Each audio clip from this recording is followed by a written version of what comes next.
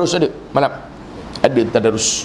Itu tadarus kita macam sebenarnya tadarus ni bacalah sampai habis. Jangan diparaitkan Quran tu.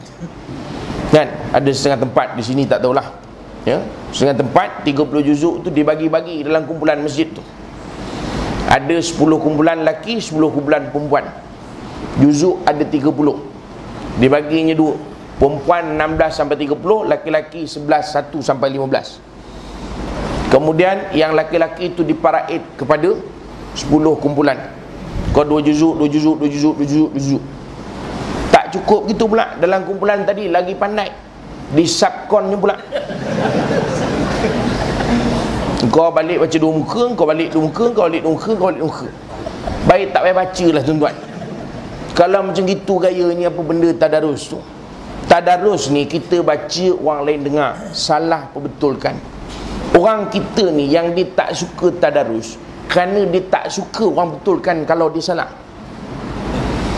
Kadang-kadang yang makmum jemaah ni pun kadang satu hal juga. Dia belum baca dah salah dah. Kawan tu baru bismillah, bang salah tu bang. Aku belum baca salah dah kata dia. Lepas tu kadang bertenang-tenang. Sebab tu mesti ada orang yang mahir dalam kumpulan tu. Jangan semua sama standard kita. Ini kadang dia tak nak baca dalam kumpulan tu pasal tak nak kena tegur, dia baca berdua je kat ujung. Yang baca pun sama, yang mendengar pun sama. Sama-sama tak faham. Sama-sama tak tahu. Habis baca, macam mana aku baca? Ni macam AQ punya apa ni lah, peserta kata dia. Kau baca pula?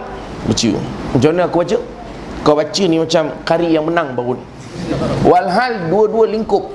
Idgham entah ke mana, ikhfa entah ke mana, semuanya mat. Yang idgham pun mat, yang ikhfa pun mat. Tak ada benda dah. Yang dia tahu mat je semua. Ini kadang-kadang silap. Sebab itu tuan-tuan, kita nak sebut ni, beramal kita banyak.